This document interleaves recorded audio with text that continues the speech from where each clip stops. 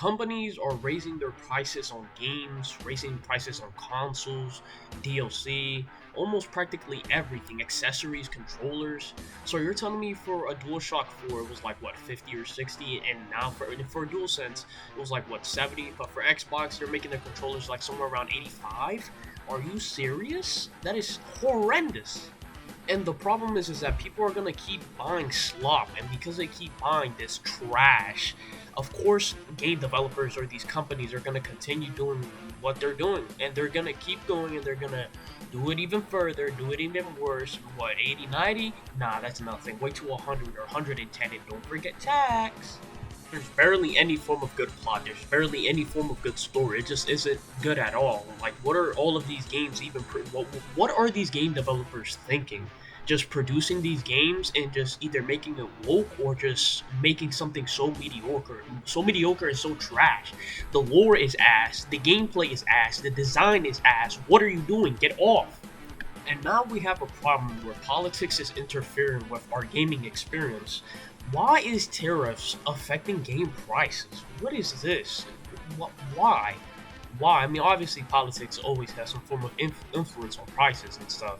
But just why are we getting more woke things, more of these ideas, whether liberal or conservative or whatever? This is unnecessary. This is unneeded. We want to be playing our games. And of course, there's going to be games like that for people who like it, but that's for people who like it. That shouldn't be main spread or widespread.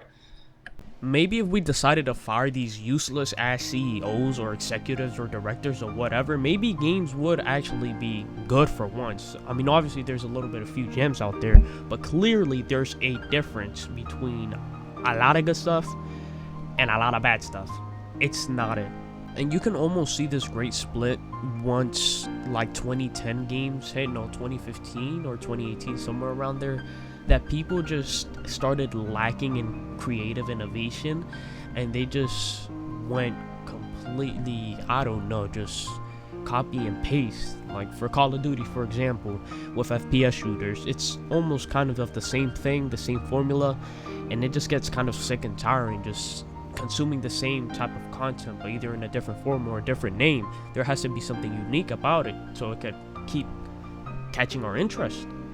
How is it that AAA studios are out here producing straight horrible trash, meanwhile indie game studios are making absolute phenomenal masterpieces? For example, games like Hollow Knight, and literally almost any Metroidvania, Nine Souls. What is this? How is it that a small studio with such a low budget, or what's considered a low budget, because obviously these AAA studios have some crazy, I don't know, like 10 million or a million or even more of a budget, and these guys are out here just with their little bit of money, and sometimes it comes from the developers' own pockets. They're just producing this masterpiece.